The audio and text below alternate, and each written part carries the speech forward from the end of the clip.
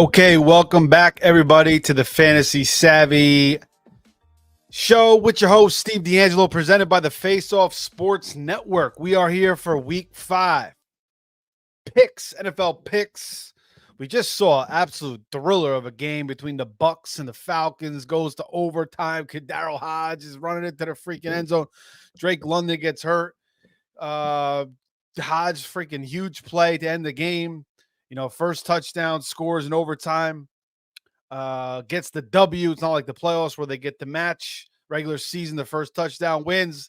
Falcons get it done. We're going to get into that game as well. We're going to recap all of it. We are here every Thursday night, recapping the Thursday night game and getting into the NFL picks every single week. We will go over everything tonight. We have a lot of picks for you guys tonight. 13 picks on the board. Last week was not great, guys. It was not great. We were 2-6. Bad week. We came into the week 8-1, and we went 2-6 last week. So that now leaves us at 10-14-1, just a 42% clip. Last year, we were 87, I believe it was 87-74-2. We finished 54%. Anything over 52.5, you're cashing. So we expect to get over that 52.5 percentage, once again, and hopefully get past the 54% we did last year. Rough week last week, but we got 13 picks this week. Feel pretty good about them. Got a lot of freaking overs this week. So, that could always be a little bit scary, but we're going to get into all of it.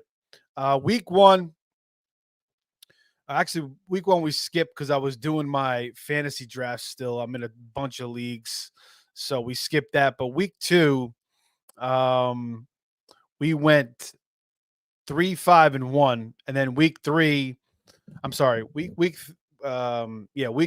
5-3. So we were 8-1, and then last week we went 2-6. So now we are 10-14-1, and we got 13 picks tonight. So we're gonna come right back. You guys like, subscribe, share. We got tons of stuff here on the Face Off Sports Network. We got Stardom Sit-ems again tomorrow, Stardom Sit-ems Sunday, Monday recap, Tuesday waivers. Wednesday, we got buy, sell, holds. We got something for you guys every single day, so make sure you hit that subscribe button. If you guys want to talk a little bit of fantasy football, you got some questions, you want to put anything out there, I'll try to get to them as I'm going through these games. You guys want to send in a super chat, we really appreciate that as well. But we're going to get into this game on the other side. Fantasy Savvy Weekly with your boy, Steve D'Angelo, sponsored, presented by the Face Off Sports Network. You can follow me on X at Fantasy Savvy. We'll come back. We'll get into this Thursday night game and then the NFL picks. Let's go. Welcome to the Fantasy Savvy Weekly Show with your host, Steve D'Angelo, presented by the Face Off Sports Network, discussing high-stakes fantasy football, waiver, fab, free agent pickups, NFL picks, and more. So sit back, relax, and enjoy the show.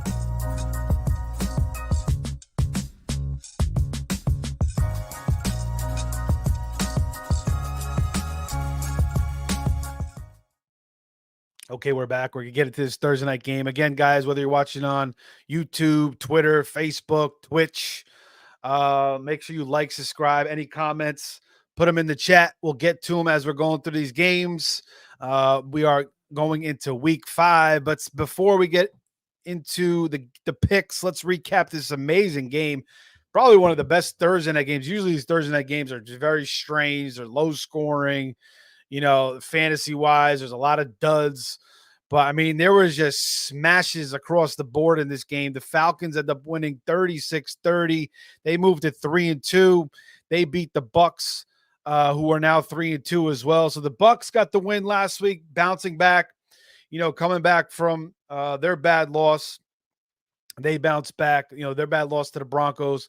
They bounced back, kind of helping though, because the Tampa Bay got hit pretty hard by that storm. So it was good, for those people there to, enjoy the Bucks win. And then, Atlanta and that whole area, Western North Carolina got, Tennessee got absolutely smashed. So I'm sure a lot of Atlanta Falcons fans, hopefully, a lot of people without power.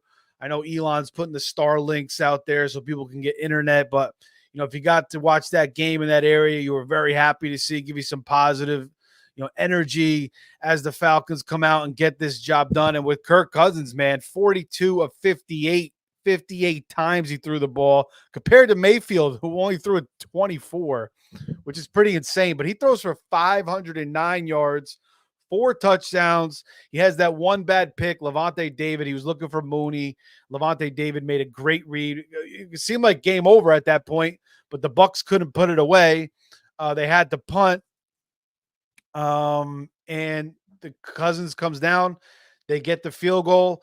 Young Ho Koo, he missed the field goal. He had a field goal blocked. And they had a freaking delay a game, pushed it back another 5 yards. But nonetheless, he bangs the field goal, puts it into overtime. The Falcons then get the ball first, and they score with a kid, Cardaro Hodge touchdown because Drake London got hurt. Drake London, absolute monster game, 12 catches, a $154, a touchdown on 13 targets. Also, Darnell Mooney, 9 catches, 105 yards, 2 touchdowns on 16 targets. Even Kyle Pitts, everybody was leaving this guy for dead. They gave up on him. When's it going to happen? It's never going to happen. He's running the routes like he's in the Turkey Bowl, and he's 51 years old. But, I mean, he knew everybody was watching his ass tonight. And the first play, he opens up with a 32-yard catch. He finishes 7 for 88, 8 targets. That's more like it for Kyle Pitts. They kind of used him in motion a couple times, to create angles. They got him in a nice little slant. So he looked the best he did all year. Even Ray McLeod continues to wear that number 34, which is such a weird number for a receiver, usually a freaking running back or a D-back. Remember Ray Buchanan. I keep mentioning that from the Falcons. Reminds me of that. He has a good day, 6 for 66. And again, this Zach Robinson offense, very similar to Sean McVay. They run a ton of 11 personnel and 3 wide receivers. So we saw a ton of that again. McLeod got heavily targeted. The Falcons were just throwing relentlessly. Bijan, 12 for 61 on the ground. So better day on the ground for him after 2 dud days, with low yards per carry.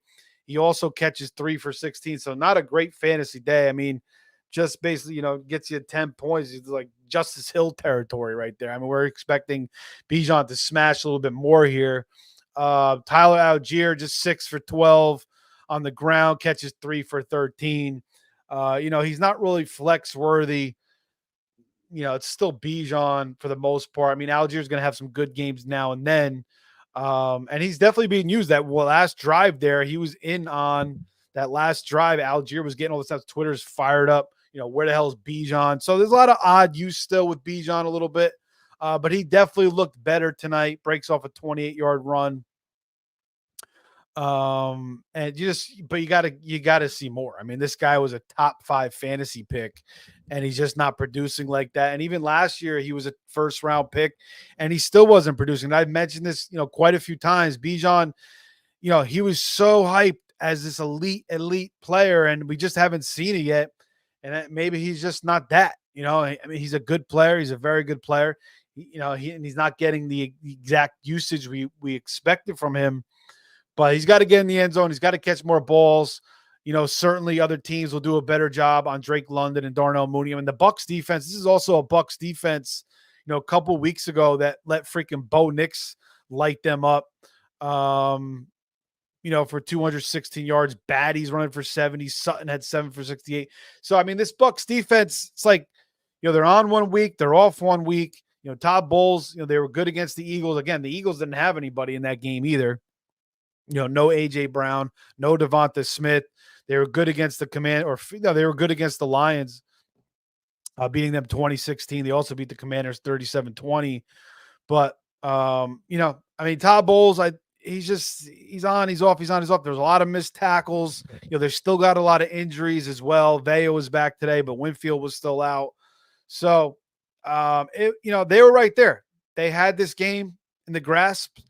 Just the Falcons got the ball first in overtime, and they get the job done, just scoring on that first drive. Baker Mayfield, 19 of 24, just 108 yards, but gets 3 touchdowns, so a nice fantasy day for him.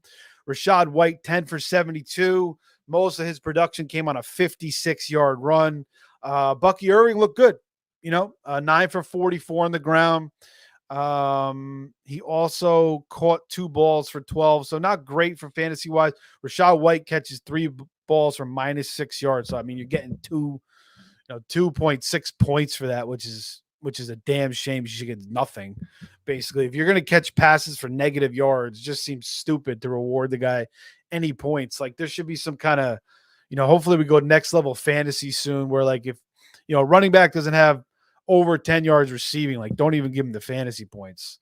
Or like, maybe you do it by catch, like 5 catches for, you got to have at least 25 yards or like 20 yards to qualify or so, like 15 yards at least. Something like that would be nice. Chris Godwin, a little bit of a slow day, 5 for 64. Mike Evans gets in the end zone twice, 5 catches for 62 yards. Kate Otten been coming on the past couple weeks, 3 catches for 44 yards. And then also Bucky Irvin loses a fumble in a big spot, but they did go back to him again, which was a good sign. But you wonder if, maybe that hurts him a little bit going forward. It could, you never know with these freaking fumbles and these coaches what they're going to do. But it was a good sign that they went back to him. Baker just sacked 1 time. The Bucks actually did sack Cousins 4 times. They caused an intentional grounding. They picked him off. So the Bucks defense made some plays, but they just allowed too many big plays and just too many quick drives. London was just smashing across the middle. Mooney could have had an even bigger day. He had like 3 drops in this game, 2 or 3 drops, kind of just right in his hands. That was kind of his problem in Chicago too. He kind of suffered from drops there a little bit too.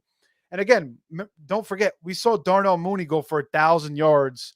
I don't know if it was his rookie year or his second year in the league with Justin Fields. And then after that, he kind of was hurt all the time.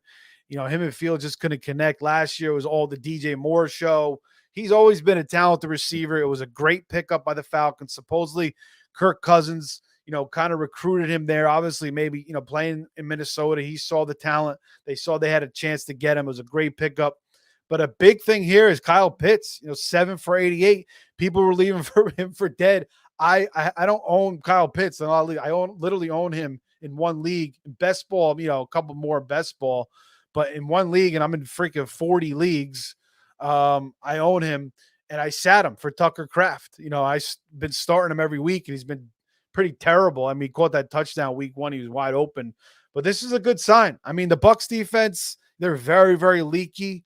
But at least it's good in like matchups like this. That Pitts can get it going. He's not the forgotten man. 8 targets. Ray McLeod still out targets him with 9, but it was a good sign. And I like, again, they were kind of using him in motion, which was good to create him open. So those were all good things. So they definitely were working on some stuff for sure. But absolutely great win for the Falcons here on Thursday Night Football. Now 3-2. They could have fell to 2-3 here. And the Bucs are 3-2. So very, very close between these two now in the NFC South. All right, guys. Now let's get into the games. And before we do,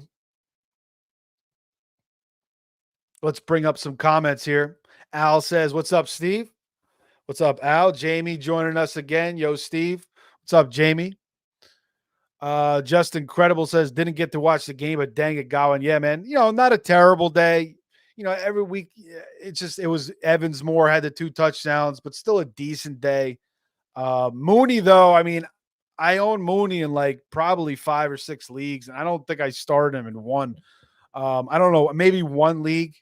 I just had better options, and like last week I started Mooney and he didn't really do much. He had like 7 points. So this week I went off of him and, maybe one league. And so I'm kind of pissed about that, monster day for him. I did have Drake London and, some leagues. So that helped. And then Jamie says, "I got 95 points from Evans, Mooney, and Lundy in the Scott Fish Bowl." That's absolutely awesome, man. I mean, those are the types of weeks you need when you're playing in a large field tournament like that. And those are the combinations you need. And that's why when we're playing best ball and we're doing these drafts, we're looking at, week 17. And, when we have these stacks, we're looking for those bringbacks. So, like, if you have that, Kirk, Mooney, London, you're looking for that Evans, something like that. So, that's, you keep it all in that tight niche. So it's just easier to hit on, and you get a game like this, and this is how you win these tournaments. Um, so, thanks guys for joining us. We're going to get into the games. We got some questions in here as well. Justin Credible says, "What up, fam?" Again, he didn't get to watch the game. Go back and watch that game, man. I mean, that was a hell of a game. Go watch it on the NFL Rewind. You can watch the whole thing without commercials in like 30 minutes.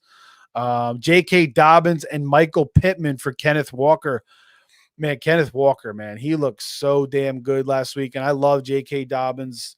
I've always loved him, and I'm rooting for him hard. And it's been a rough stretch, tough matchups. They're missing Joe Alt. They're missing Slater the past couple of weeks. Herbert's banged up with the high ankle sprain, and I think he'll have some good weeks. Michael Pittman, it will certainly help with Flacco is in there. We'll see what happens with Richardson. Sounds like he may play this week. He practiced, I believe, in a limited fashion. But I think I got to go with Kenny Walker. I don't know what the rest of your team is there. I don't know what the rest of your team is there, but it's an 8-man league. So it's probably pretty stacked. So I don't mind, going for the high upside there. The best player in that trade in Kenneth Walker. I mean, he absolutely looked like a beast. The only thing I got to worry about Walker is he just hurt a lot. I mean, that's just been his issue. He's so talented.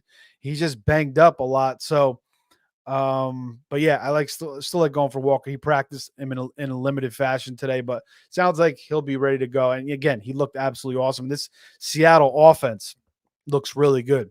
But yeah, Justin, I'm betting on, 8-team league. Your team's probably pretty stacked, so you could probably afford to give up those two guys and do that 2-for-1. All right, guys, let's get into the games. We got a lot of picks tonight. We got to bounce back from last week, and you guys can agree, you could disagree with me on these as we go through them. But and we'll talk about each game briefly, I guess. The London game, Jets, Minnesota, 9:30 in London, across the pond, as they say. This game is rough. Like, there's so much. It's just like it's always a kind of a weird game. But you get up, get some coffee, got some football early, you're setting your lineups, you're doing your rankings, whatever you're doing, putting your DFS lineups, and you watch this game at the same time. Little Rich Eisen, I guess, does these games, but no play for me here. I mean, on the surface, it looks like Vikings should smash, but I don't know. I looked at it. I don't have any play here. 40.5 total in that game. Rodgers a little bit banged up coming in. Sam Darnold revenge game, but no play there. Another game here, ugly ass game, Miami, New England. Now, I do expect Tyler Huntley to, play better. That game plan last week was just, I mean, I understand like he hasn't been in the offense, but you have Tyreek Hill and Jalen Waddle. I mean, you got to try to get these guys the ball like across the middle. Like they opened up with a pass to Waddle across the middle. Then it was a lot of horizontal stuff, quick screens, tons of runs that went nowhere. The play calling was just not there. I do expect it to get better. I think Huntley's definitely an upgrade from those other two guys, Tim Boyle and Skylar Thompson are bums. So, but I'm not making a pick in this game. I could see Brissett having a decent day. Maybe Drake May comes in at some point, so forget about it. But we do have a pick here in the Indianapolis-Jacksonville game. Now, I don't really want to pick Jacksonville. I don't want to do it, guys. Professional football in America is a special. But, I mean, are they going to go 0-5? Are they really going to go 0-5? And you look at their past history against the Colts. 2 wins last year, 31-21 in Indy, 37-20 in Jacksonville. I get it. It was Gardner Minshew. The first game actually was Richardson, actually. Let me see. Yeah, the first game was Richardson because that game was early. He was still healthy. Richardson went 24 of 37, 223, a touchdown and a pick. Lawrence went 241, 2 touchdowns, 1 pick. ETN 77 on the ground. Calvin Ridley gets a buck for a touchdown. Zay Jones scores in that game. Zay Jones is long gone, obviously. But I mean, I just think that Jacksonville's got to get a win somewhere. And I think it could come this week here against the Colts. They're 0-4. They're absolutely desperate. I do not want to take Jacksonville. It feels ugly as hell, but this is how you got to make picks sometimes when you're making picks. They got to feel ugly. Sometimes when they feel great or they look too easy, they never really work out. And when they feel ugly and you kind of feel like you should do it, that's kind of when you do it. So I didn't really want to make this pick, but we are going to take Jacksonville -2.5 to bounce back. Brian Thomas has been great. It sounds like Evan Ingram's going to come back. That's going to be huge. Christian Kirk's been picking it up. ETN and Bigsby are a little bit banged up. But at least one of them should play this week. I know they're both limited in practice. So I'm not really worried about that. And on the other side, whether it's Flacco or it's Richardson, Flacco came in, looked pretty good last week. Josh Downs, Pittman, Pierce, but no JT. They're going to go. I don't think he's playing. Trey Sermon, very underwhelming. Always kind of like Trey Sermon, but just hasn't done anything in the NFL. So that's a downgrade there at running back for sure. And I just think Jacksonville's going to be fired up. They're home. They're 2.5-point favorite. They got to get a win somewhere. I mean, if they don't win here, Doug Peterson is probably going to be fired. I mean, they start at 0-5, and it's another shit show. And trust me, I don't like the way Lawrence looks. I haven't liked the way Lawrence looked. I mean, I had my doubts about him coming out, and then he kind of he had like that playoff game against the Chargers when they were down. He made that ridiculous comeback, and he's shown out. He's had some big games, but like last year, he was a hot mess, and he regressed, and it's continued into this year. He just has so many weapons. It's just like he's doing the least with the most, basically. But getting Ingram back, I think they get it done. I think they cover this spread -2.5. And I'm also going to take the over in this game. Past two matchups, 37-20 and 31-21 here. Flacco can move the ball. Richardson can move the ball. I think Jacksonville is going to move the ball. So we are going to also take the over in this game, over a 45.5. I see that pretty much across the board here. As far as the 2.5, it's mostly 2.5. You can find that pretty much anywhere. DraftKings, FanDuel, both have 2.5. The 45.5, also pretty much anywhere. You could always buy the hook if you want down to 45. If you want to play it safe, you could tease Jacksonville with the over as well. I don't mind that. But those are the first two picks for week 5. Jacksonville -2.5 and the over 45.5. All right, next play here. We are going to go to a somewhat interesting game. And, when I was looking at this game, I was very tempted to take Washington -3.5. Jaden Daniels is playing unbelievable. The Commanders are on fire offensively, going into Cincinnati, taking care of business, destroying Kyler Murray and the Cardinals. And, Cleveland's a shit show. Deshaun Watson's he's a hot mess.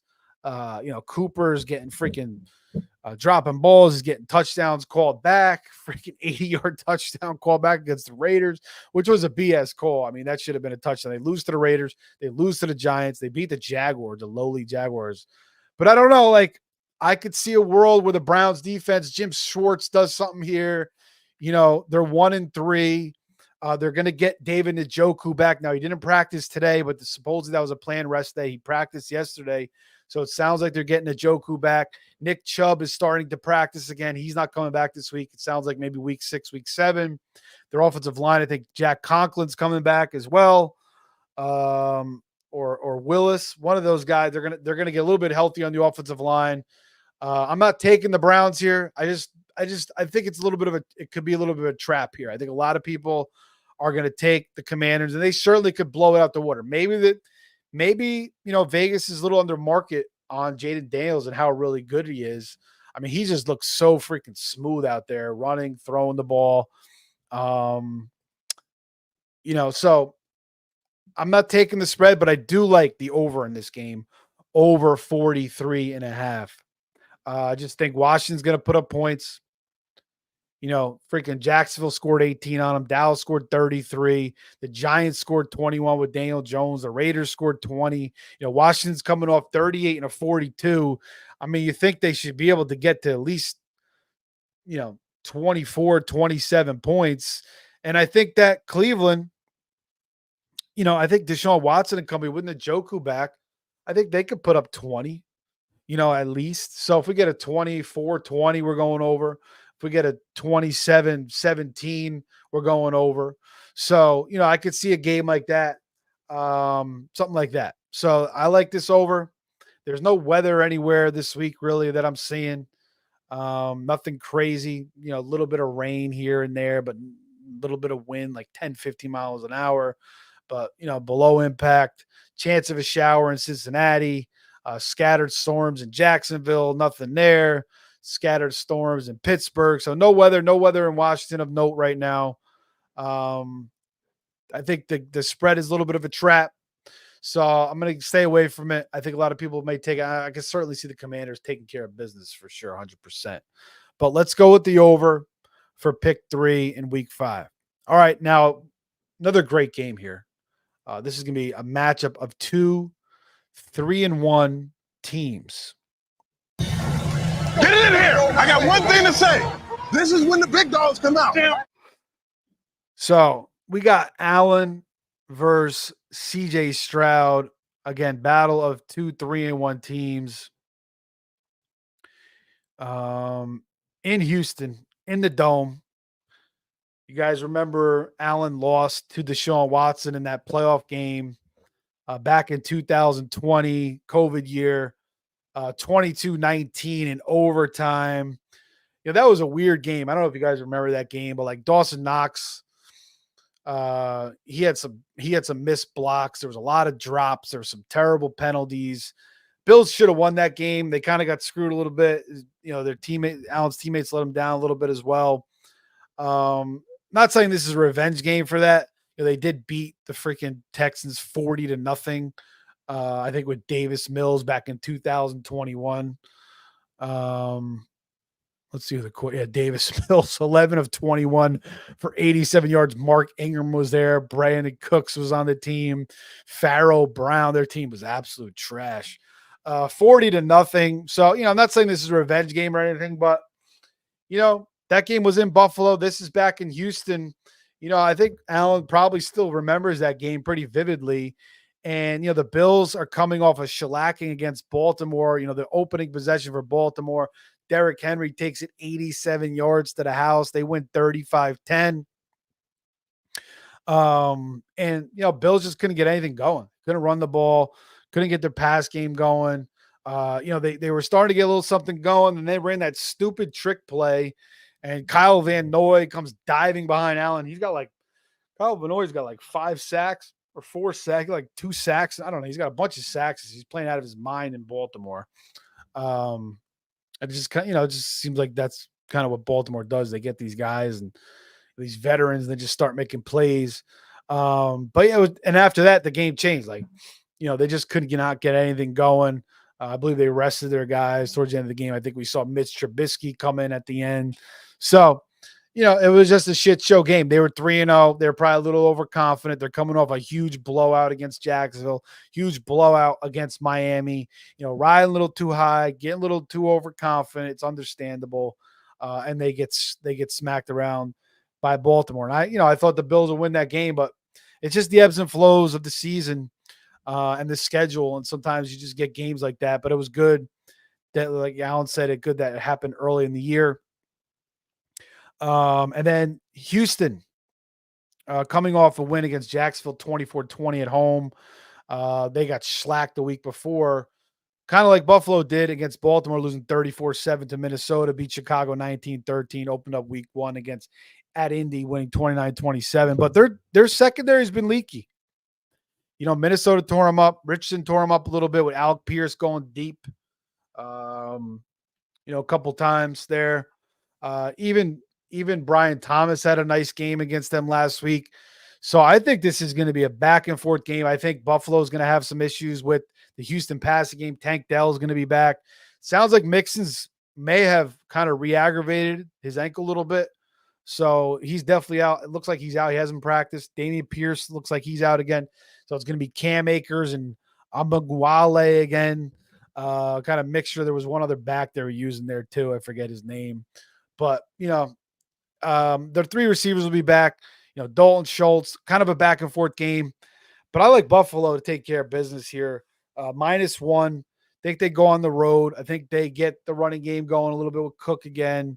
Shakir, he hasn't practiced, but Curtis Samuel could step in, I think. You still got Kincaid. Hopefully Keon Coleman. Allen could just he could run in this game. I think their defense will step up a little bit, and their secondary has been good against good pass defenses to start the year. Against Arizona, they shut down Harrison. They were shutting down Tyreek and Waddle. Even when Tua was in the game, they picked them off like 2-3 times. They completely shut down Trevor Lawrence. And then last week they just got run all over on. And Houston wants to probably run the ball here, but are they going to be able to run the ball with Cam Akers? If they had Joe Mixon, maybe a little bit different. But you're mixing with Akers with Abugunwale. But maybe they should use a little bit more Akers this week. But anyway, I'm going to go Buffalo -1. I think Buffalo bounces back from that loss. And we are also going to take the over here, 47. 47.5. If you could find 47, that's what you want. I mean, you want to try to find that 47 somewhere for sure. And buy that hook down if you want to. But if you can find the 47, just roll with that. So that will be the next couple of picks there. Bills -1, over 47.5. We got a couple comments on this game here. Just Incredible says, I dropped Browns defense for Jeff's defense last week. Hope it pays off. Yeah, don't mind that. Jets defense had a nice week last week. I mean, Bo Nix had negative yards in the first half, and they still lost that game, which is crazy. I'm looking forward to Sauce versus Jefferson battle. That will be interesting. Sauce doesn't really travel, though. I don't know if he's going to, exclusively cover him. You still got to do with Addison, but certainly those two will be matched up a bunch of times in this game. Just Incredible says JETS just enough to suck, man. Hey, watch it, bro. I'm a Jets fan over here, but I mean, I agree. They're a miserable ass team. I've seen misery, year after year. We haven't made the playoffs in freaking 13 years. And I always kind of compare the Jets and the Mets. They're kind of the same, but good for the Mets tonight, man. Pete Alonso, tripped over his bat yesterday, dropped a freaking, a little pop up against the net. He looked really like out of sorts. And then he gets up and bangs a 3-run homer. They take the lead, and the Mets are moving on to play the Phillies for the first time ever, which is absolutely crazy to think about in the playoffs. But I guess it makes sense with the old playoff rules. And then now it's different with the way it expanded. Just Incredible says, go Jags. Jags and Bills fan. Jamie says Brian Thomas Jr., top 10 wide receiver this week. Colts allowed 5 TDs to wide receivers and over 100 yards to outside receivers each week. Thanks for that stat, Jamie. Yeah, I love Brian Thomas Jr., man. He's looking great. I'm glad I drafted him a lot of teams. Just remember watching him. And I don't watch a ton of college football because I'm watching so much NFL and I, it's just tough to watch on Saturdays. I've been, and then sit down all day and watch Sunday, but I've been trying to watch more this year, but I just put on like all, you could go on YouTube and watch every single target these guys got in college. And, he instantly stood out. It's just like, wow, this guy is different. And he's certainly showing that in Jacksonville. So love that, Jamie. Make sure you guys get Brian Thomas in your lineups this week. Put him in your DFS lineups as well. Just Incredible says, yes, I picked Pittman off waivers and wanted to trade him and pick up BTJ, but someone just took BTJ. That sucks. And new coach and GM for my Jags. We'll see. If they lose this one, certainly it's going to be, Peterson could be out the door. All right. Next games here, guys. Let's move to another there's a lot of good games this week. There's going to be some good football. We got the bye weeks, but it makes it a little bit easier to watch the games. There's not 19,000 games on at once, although there's there's 4 4 o'clocks. That's not bad. So they spread it out pretty good. Even with the bye weeks. And then you got the freaking, the London game 9:30. So the 1 o'clock schedule is not totally loaded, just 5 games. So yeah, it's a nice week to concentrate on the games. You could go to a sports bar and watch the 5 1 o'clocks basically on all the TVs at once, and then stay there and watch the four 4 o'clocks and hit them all. After the London game, you watch that, you have breakfast with the family, drink the coffee, then you get out to the sports bar, or maybe you have the setup at home. I mean, nowadays with the YouTube TV, you don't only need like 1 or 2 TVs. You could watch 4 games at once or 2 games at once, whatever you want to do. And then you can put it on a device. You can watch on your phone. So you can mix it up. You can freaking sit outside if you got a pool. I don't got a pool. Hope to get a pool. I live in Florida. It's hot as shit. I want to get a pool eventually, but they're expensive. Put a pool outside. I mean, put the TV outside. You sit, watch from the pool. I mean, you could just do so much nowadays, man. We are so fortunate and so blessed. And it just sucks to see, all this shit happen around the world with these wars and stuff. It's just a damn shame. I wish, we could have peace, man. And, but that's neither here or there. I mean, one thing I will say though is if we didn't fight all these damn wars, we could freaking help these people out that are going through all these hurricane shits that they're going through. God bless them, and hopefully, we get them some help and support them if you can, man, because it's an absolute disaster out there these people went through. But back to the games. We want to talk about another big matchup before I was rambling on a little bit there. Baltimore and Cincinnati. This is a great game. And, on the surface, you say, oh, Baltimore is going to come into town. They're going to beat up the lowly Bengals 1-3. They had a little bit of problems with Carolina. Washington put up 38 on them. They lost to the freaking Patriots. But don't forget, the Ravens lost to the Raiders 26-23 at home. Dallas almost came back on them. They lost to the Chiefs. So did Cincinnati. Cincinnati played them a little bit tougher. They smacked around the Bills. Yes, they did. But, T. Higgins now 3 weeks back. He looked much better last week, 6 for 60. Chase has gotten it going. Chase Brown is getting it going. You got this guy, Eric All Jr., mixing in at tight end. Jamie can give me his thoughts on Eric All Jr., playing more snaps than Gesicki, I think, but Gesicki ran more routes. Their defense has just been, Anarumo has got to figure something out here. The defense has been very, very leaky. Anarumo, good coordinator, but it's been very, very leaky. They've lost the past 2 matchups to Baltimore, but they've split the last 4, 2-2. In 2023, Cincinnati won both matchups. One of those, I think, was the playoff game with freaking Tyler Huntley. Yeah, that was the Tyler Huntley game when he fumbled at the goal line and J.K. Dobbins was pissed off. He didn't get the ball. I believe that was the game. Yeah, I'm pretty sure. And then, the Ravens took the last 2. 27-24 and 34-20. But again, I mean, the Ravens, they're 2-2. So it's like, they got to get this win here too. But the Bengals, they're going to 1-4. So at home, I think they get it done. I'm going to take the points with Burrow, Higgins, Chase. I think Anarumo will pull some tricks on Lamar. I think this is going to be a high-scoring game. Again, if you could buy the hook, I love it. The 3, pay the extra juice, 120, 125, feel a little bit safer there. Just in case it's a tie game or maybe the Bengals lose by 1 or 2 points. I think it's going to be a close game. I really do. And I think that it's going to be a high-scoring game. This game is going to go back and forth. I think this is a game where we may see Mark Andrews finally do something. Isaiah Likely back in the mix. Zay Flowers is going to be, similar to the game we saw tonight. I feel like this could be that type of game where just everybody is just kind of smashing. So get your fantasy players in line. High total here, 49. Burrow's been playing very damn solid. He's been great. So he keeps it rolling here. Think the Bengals get the home win. Their crowd's going to be fired up. This is a huge divisional matchup. They want to get this win. They lost the last 2 times. They don't want to go 1-4. This team is too talented to go 1-4. Burrow always has the Bengals and the Burrow always have a slow start to the season. Then they pick things up. Even more so this year with Higgins and Chase. Chase holding out basically to the end.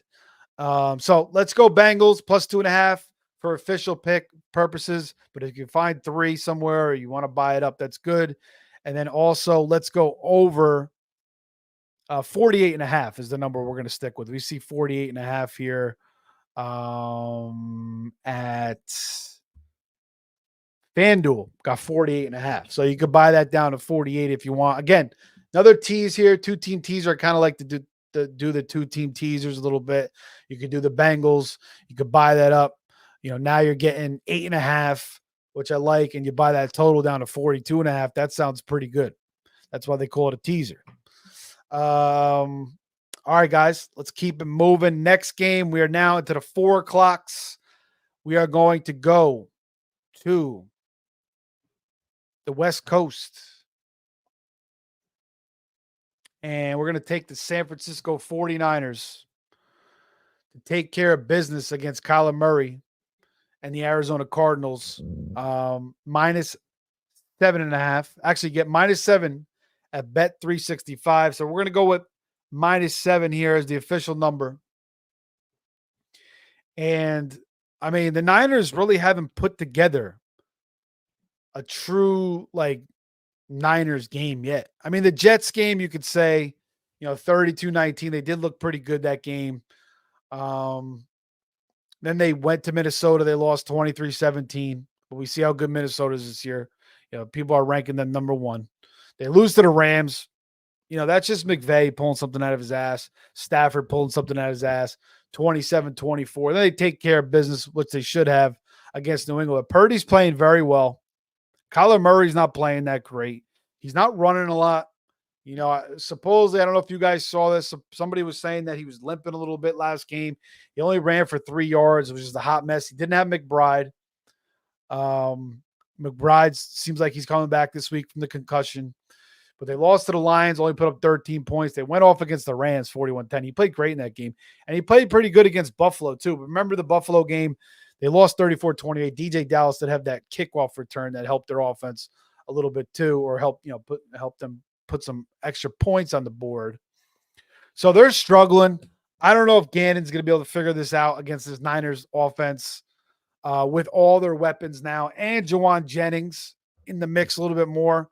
Mason's look great. Debo's back. Ayuk still hasn't got it going. Ayuk could certainly get it going this game. The total is 50.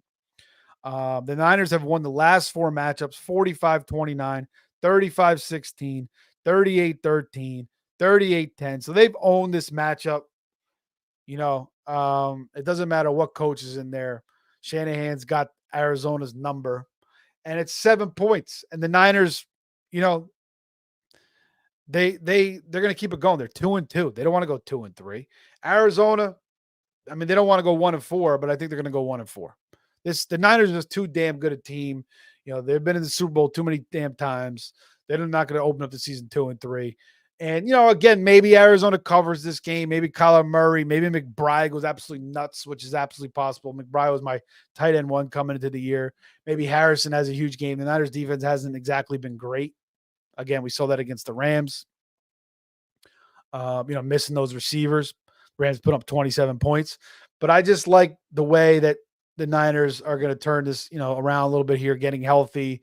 And I don't really like what I'm seeing out of Arizona right now. I know it's a big number, but if you could find the 7 anywhere, if you could find the 7, I see it at Bets 365. That is what we're going to roll with. So let's go with the Niners -7 for the first pick of the 4 o'clocks. The Colombian says, follow wage. All right, man. Follow the wagers. That's right. Justin Credible says, by the way, I'm a new subscriber. Just found 2-3 weeks ago. Hopefully you'll see me around more. Like what you do. Appreciate y'all. Appreciate you, man.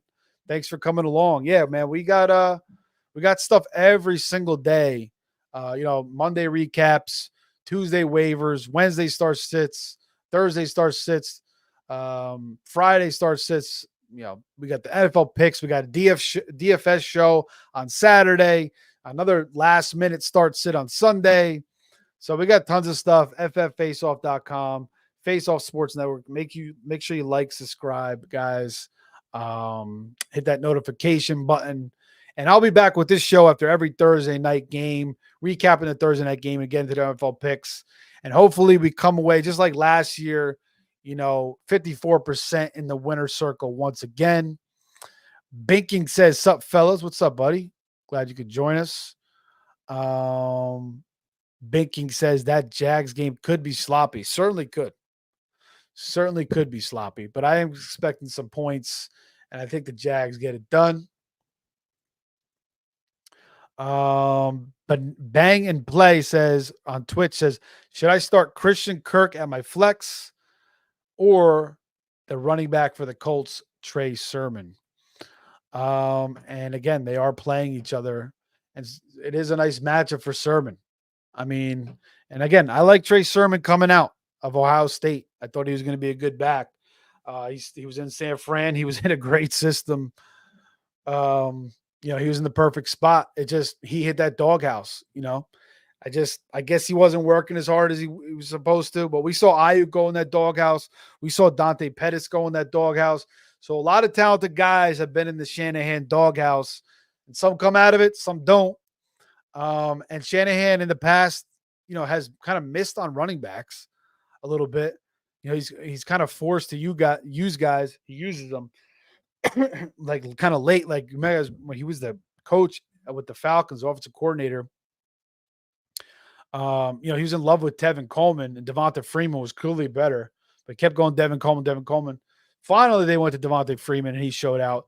Even in San Francisco, like Raheem Mostert just kept showing how freaking talented he was. But again, he wanted Tevin Coleman. He wanted Jerick McKinnon. McKinnon was always banged up, but he's still giving Tevin Coleman carries. Finally, all these injuries, he had to use Mostert, and Mostert just went off. So you never know. Maybe that was the case with Trey Sermon. Maybe he just didn't like what he was doing. But sure, Sermon hasn't done much with the Colts. He hasn't looked that great. But he certainly could have like a game, like a little bit of a redemption game here for his career against the Jags. I'm sorry to get so long into this. Every time I talk about Trey Sermon, I always kind of go on a rant. But Christian Kirk, yeah, he's been hot the past couple of weeks, and I expect him to have another good game this week in a high-scoring game. Evan Ingram should be back. Now, if Evan Ingram's out, definitely like Kirk. If Evan Ingram's in, then it's a little bit more shaky. It's tough to go with the running back, the receiver over the running back, but I think I would lean Kirk here. Is your league PPR? That would make it even more so for Kirk. JT, it looks like he hasn't been practicing, Justin, so it looks like he's going to be out. Again, if JT is obviously in, tomorrow is going to be the big indicator of whether we know if he's playing or not. Sounds like he's going to be out. It's a mild high ankle sprain. So it sounds like he's out, but I would go Kirk there, man. Julian Garcia says, welcome, buddy.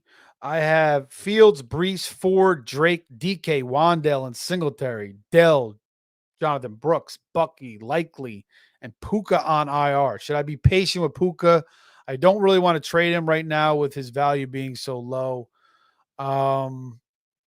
Yeah, you can keep him on your IR. I mean, just keep him on your IR and wait till he comes back and just keep adding guys. I mean, you could try to trade him and see what you can get. Float him around a little bit. But yeah, I mean, his value is low. I mean, they're saying he's gonna miss another month, so it might be tough, depending on who you're trading him to. But yeah, just be patient. I mean, he should be back at some point this year.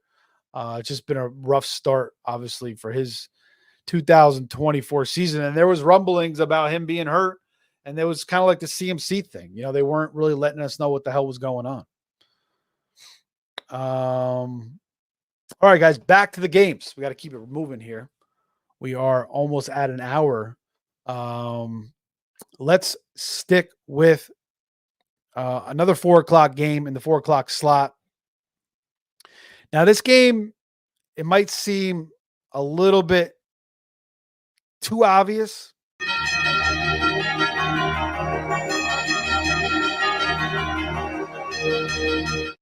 But I mean, I can't. I got to pick it. I got to pick this game. Um, it just looks too good. Why can't I click on this over here? Oh, here we go. Sorry. Um, I gotta go Green Bay -3 going to LA. Now LA is 1-3. They need this game, but the Packers need this game too. They're 2-2. They just lost to Minnesota in a close one. They almost came back. Jordan Love's first game back after that freaking Brazil game where he almost, we thought he had a major injury, but it was an MCL and he sat out, the next 3 weeks basically. The next 2 weeks basically, and he came back last week. Malik Willis did a great job, filling in for him. Credit to LaFleur for creating game plans, but credit to Malik Willis, man. He looked really, really good. So we got to go Packers -3. Romeo Dobbs didn't practice today for personal reasons, so we'll see what happens with that. So no Watson, could be no Watson, no Dobbs, but again, you still have Jaden Reed, you still have Dontavian Wicks, you still got Tucker Kraft, you got Josh Jacobs in the run game, and you got Bo Melton. I mean, Bo Melton can play receiver too, man. Like these guys, this team just has all these receivers coming out of nowhere. Like I call them the Wu-Tang Clan of receivers. It's just got all these different guys doing all these different types of things. Hopefully Dobbs makes it back. That would be a big plus. But even if he's out, I think the Packers get it done here in LA -3. I mean, Jordan Whittington, good pickup. He played, a ton last week. I led the team in catches, led the team in routes, led the team in targets. Tutu's right there as well. He's been playing good. You still got, Kyron Williams. You got McVay on the other side. But, their defense has not been good. 41 to the Cardinals. Caleb had a decent day against them. They lost to the Lions 26-20. They did beat the Niners, though. I just think Green Bay with Love now in his second game back, the way he looked last week, 4 touchdowns. He did have 3 picks. He's definitely he's still throwing off his back foot, chucking it up. So I think he'll calm down a little bit this week. I think they'll try to run the ball a little bit more, make him not have to throw as much. But I still think he'll have a big day here. And I think they'll get it done. Green Bay -3 here is the play. And one more play in this game. We'll go over 48.5. I think Stafford and company will keep up with the Packers. I mean, Whittington, I think, is going to have a nice day. Get him in your fantasy lineups. Tutu's been good again. Kyron will have a pretty good day. Demarcus Robinson, man, like he took Tutu's job last year. I mean, Tutu was smashing. And Demarcus Robinson came along. I don't know if they signed him from the Ravens or what, or maybe he just was hurt, but he came in like, a couple weeks after Tutu, and then he just took Tutu's job. Now we got freaking Tutu taking Demarcus Robinson's job. But anyway, they got weapons still is my main point. And I like that to push the game over. So 48.5 and Packers -3. One more pick in the 4 o'clocks.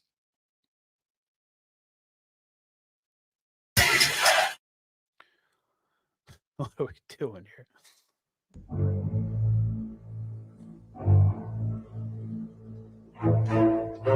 One more picks in the 4 o'clock slot, guys, and we're gonna go with Seattle at home against the Giants. Giants got to travel all the way from the East Coast all the way to the West Coast. 4:25 start will be 7:30 basically for the Giants. So basically like a Monday night game for them on the East Coast. a night game for them on the East Coast, essentially. But I mean, Seattle's offenses look, they look great against the Lions. Their defense is letting up a hell of a lot of points, though. 42 against Lions. But that Lions performance, I mean, Goff was on fire. The running backs were on fire. J-Mo had that 70-yard touchdown. They beat the Dolphins 24-3. They barely beat the Patriots 23-20. That was kind of a little bit of a trap game, I guess. But they did put up 26 on a good good Broncos defense. And then the Giants lose to the Cowboys 20-15 at home. They beat the Browns 21-15, almost beat the Commanders 21-18, and they opened up losing to Minnesota 28-6. But the key here is it doesn't sound like Malik Neighbors is going to play. He's got the concussion. He hasn't practiced. Sounds like it's a long shot. You got Darius Slayton. You got Jalen Hyatt, who could fill in, kind of that role. Then Wandell will be the underneath guy. Probably get like 12, 13 targets here. Singletary's a little bit banged up. Maybe they got to go to Tyrone Tracy. The Giants defense is not terrible, but I think they're just going to be overwhelmed here by DK Metcalf. I think Deontay Banks, he's been kind of shadowing. I don't think that's a good matchup for the Giants. Then you got Lockett. Then you got JSN. Kenneth Walker is back looking unbelievable. You got it. Seattle has got a great home crowd. So West Coast trip for the Giants. I just don't see them. I mean, Daniel Jones maybe pull something out of his ass here. I just don't see it. I really don't see it. Last time the Giants traveled to Seattle was back in 2022. They lost 27-13. Daniel Jones was 17 of 31. He was thrown to Slayton, Wandale. So similar guys. They did have Barkley. Barkley was 20 of 53 on the ground that day.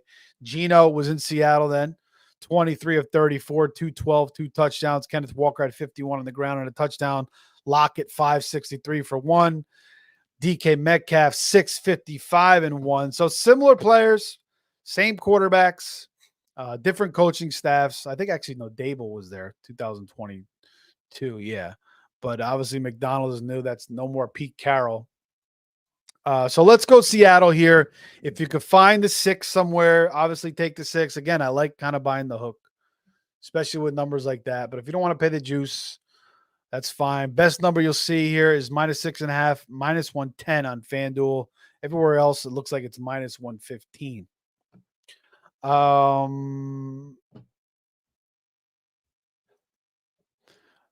Whistle Dick is back. Earlier, he was on the show with Mike and Anthony. Says Jacobs will finally score a TD finally. Yeah, I think he gets to the end zone here. And Emmanuel Wilson, like, people are kind of worried about him. I mean, he's playing a little bit. But yeah, Jacobs, and again, like, Love is playing a little sloppy with his picks. Like week 1, he opened up a little sloppy. Last week, he had some dumb throws, even though he was slinging the rock everywhere. So I think they'll try to run the ball. I think the game script will allow them to run the ball more here as well. And then watch out for Marshawn Lloyd, though. If you could pick him up and put him on your IR, that's a guy to, kind of wait on if you can. Ralph says Ingram or Kraft if Evan plays. If Ingram plays, I'm going to go with Ingram. Again, I like that over. I like Kraft a lot. It certainly helps if Dobbs is out as well, but I would still go Ingram. Love the content, boys, says Ralph. And it's PPR. Yeah, I would go Ingram, man. Thanks, Ralph, for the question. We'll keep it moving as we are going along here. Only a couple more games to pick. Thanks for joining us, everybody, tonight. Make sure you like, subscribe, share. Hit me up on X at Fantasy Savvy. Follow me over there as well. And again, we got shows every single day, guys. So we got you covered. Anything you want, anything you need. The Stardom Sit-Up shows are great because you guys got any questions. We're different than other shows. We'll answer all your questions. We don't have to put you in a Discord. Maybe that will go in the future, but for now, everything's free. Free. If you want to send us a super chat, we really appreciate that as well. Make sure you like, subscribe, and share. All right. Sunday Night Football. This is a great week, man. There's so many damn good games. So it's get excited, man. This is going to be a great week of football. And we got the Cowboys and we got the Steelers. This is an epic, old school, obviously, a lot of history between the Cowboys and the Steelers. Chuck Noll, Tom Landry. I didn't watch those guys, but obviously know a little bit of my NFL history. Excuse me.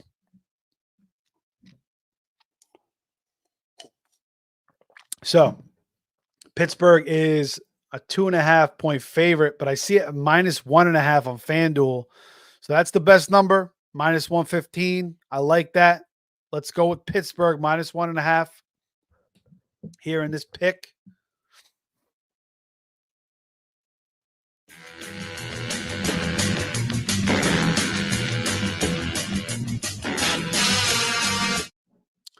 A little NFL film action there. A couple seconds, we'll get away with that. Just Incredible says, I just smashed that like button. I appreciate that, man. All right. So Dallas coming off the win in New York, 20-15. Lost to Baltimore 28-25. They got smashed by the Saints 44-19. Open up the season at Cleveland 33-17. So they're traveling here to similar. I mean, they traveled to Cleveland, very close to Pittsburgh. New York, 6 hours from Pittsburgh. So they're trying to travel to that, Midwest, East Coast and getting the job done here, northern part of the state. And now they go to another big time city in the Northeast, Pittsburgh. And Justin Fields is getting the job done, man. 3-1. Had a great game last week. Number 1 fantasy quarterback on the week. They didn't get the W. They started a little bit slow. Their defense, Flacco came in, was getting things done. They had a chance to tie it at the end. That center, they had that rookie center they got. It was in the preseason too, like constant missed snaps, snapping before Fields is ready. Happened again at the end, the last drive here. It set the Steelers back. They couldn't recover. They ended up losing by a field goal. But Fields throws for 2 touchdowns. He threw for a touchdown. He ran for 2 more. Throws for 300 yards. George Pickens goes for over 100 yards. Almost had his first touchdown. Fields put it right on his, hit bounced off his helmet. He should have caught it. Pat Freiermuth has a nice day. He's looking good. Doesn't sound like Jalen and Cordell Patterson are going to play, so it's going to be a hell of a lot of Najee. Brandon Cooks is going to be out, so good news for Jalen Tolbert. Brandon Cooks has some kind of knee infection. He had surgery, I think meniscus surgery, and he's got some knee infection, so we'll see how long that keeps him out. Looks like the Cowboys committed a little bit more to Rico Dowdle last week for fantasy purposes, little fantasy discussion there. So, Rico Dowdle looks like the guy now going forward. Jake Ferguson and CeeDee Lamb are obviously tough to deal with, but you got Joey Porter Jr., man. He's legit. I think he'll give CeeDee some problems. He'll foul CeeDee, and then Tolbert's going to have to step up. Ferguson have to step up. I think the Steelers defense will do a good job. I think Justin Fields with a banged up Cowboys defense is going to be missing Lawrence, going to be missing, Micah Parsons, possibly again. And I think they'll get the job done. I think Pittsburgh here, Sunday night in Pittsburgh, Justin Fields shows out. Now, Russ, he's getting a little bit healthier each week. They're going to ramp him up. But Fields just playing too well. He's not turning the ball over. He has one interception, came off a deflection. They gave him the fumble on that snap last week. So maybe 2 turnovers, you could say. But again, context is key here. So I think Fields has a pretty nice day, running it. Najee should have a pretty decent day. George Pickens should have a nice day. We'll see if they finally get Roman Wilson involved. Freiermuth I like in this matchup. Calvin Austin made a big play 2 weeks ago. So I think Pittsburgh, Sunday night, Tomlin, Fields, their defense, Cowboys banged up on defense. I think they get the job done. Cowboys go to 2-3. Pittsburgh goes to 4-1. All right, guys, last pick of the week, Monday Night Football. And I'm kind of tempted to take this on the money line plus 200. You can get plus 210 at best 365, plus 205 anywhere else, Caesars, DraftKings, FanDuel. But we'll stick with the spread. Let's go plus 5.5. Blitz is defined as a sudden, savage attack. It is indeed all this. Let's go plus 5.5 on the Saints. I think the Chiefs have been just getting so damn lucky as far as pulling out games. Now, injury-wise, they've been absolutely ravaged between Hollywood Brown going down with the shoulder, in the preseason game, then getting the surgery, losing Pacheco to the broken fibula. He's going to be out another, 7-8 weeks. Rashee Rice, was supposed to be out for the year, but now they're saying they're going to wait till the swelling goes down to get the full context of the injury. So sounds like it's a pretty bad ligament sprain or tear, or maybe it's a PCL, maybe it's not the ACL. I don't know. It sounds like he's obviously he hit the IR today. He's definitely out 4 weeks. Could be longer than that. We don't know. The one good thing you can say about the Chiefs is, they could get Hollywood Brown back by the playoffs. Pacheco's going to come back in the regular season, looks like. And then, you could get Rice back in the regular season as well. So it might be a rough stretch here, throwing a Juju Smith-Schuster, Noah Gray, Justin Watson. Maybe they got to try to get Sky Moore to do something. They took him pretty high in the draft, running with Kareem Hunt, Carson Steele. It sounds like Hunt's going to be the quarterback. Carson Steele fumbled. He was done after that pretty much. CEH is going to come back, but the offensive lines has some issues as well, but you still got Reed, Mahomes. You still got Spagnuolo calling that defense, still a very, very solid defense.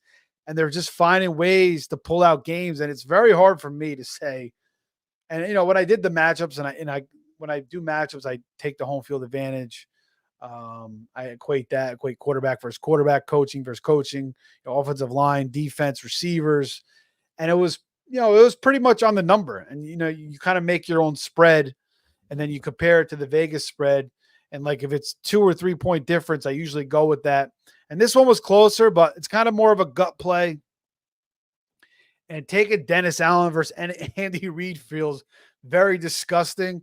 I just feel like the Chiefs are due for a loss. I mean, again, 27-20 against Baltimore. We saw Likely, barely keep his toe was out by an inch to lose that game. Barely beat Cincinnati 26-25. They come back last second against Atlanta 22-17. They struggled with the Chargers. The Chargers went up 10-0 in that game with no Bosa, with no Derwin James, missing Slater, missing Joe Alt, Herbert on a freaking high ankle, and they barely won that game. So I think the Saints come into town, and the Saints started out hot, and they got humbled against Philadelphia. Played better last week. Shaheed and Olave went off, but I think the Saints come into Kansas City with Shaheed, with Olave, with Kamara, with Dennis Allen and his defense, which has, playmakers. Demario Davis will be back this week. Their longtime veteran linebacker. He was out last week. And I'm getting 5.5. So even if they lose the game, I think they cover this spread. But again, I kind of like the money line a little bit here, plus 200. I would sprinkle a little bit on that. The Saints kind of pulled this one out here on Monday night. October 7th. Man, the time is flying. Next week, we'll be maybe doing this on my birthday, October 14th. But anyway, let's go Saints plus 5.5 to wrap up the picks for week 5. And again, guys, like, subscribe, and share. I'm going to recap these picks real quick for week 5. Then we'll get out of here. Jacksonville, 1 o'clock slot. Jacksonville, Indy, over 45.5. Jacksonville, minus 2.5. Commanders, Browns, over 43.5. Bills, -1 against the Texans. Bills, Texans, over 47.5. Buy the hook if you want in all of these. Bengals, plus 2.5 against the Ravens. Over 48.5 in that game. Now in the 4 o'clocks. 49ers, -7. Bet 365. You can find it there. Packers, -3. Packers, Rams, over 48.5. Seattle -6.5. Sunday Night Football, Steelers -1.5 on FanDuel. And then Monday Night Football, Saints +5.5. So there you got it, guys. Justin Incredible says, night, y'all. Yes, good night, everybody. Thanks for joining us tonight. Once again, we will be back next Thursday night to recap the Thursday night game. Again, more picks. Let's get some winners for this week. We will certainly enjoy these games. A lot of big games. So everybody have a good weekend.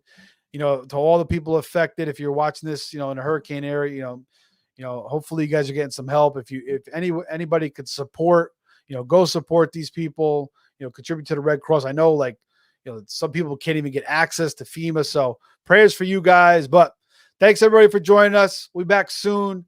Fantasy Savvy on X. Take care. We'll see you soon.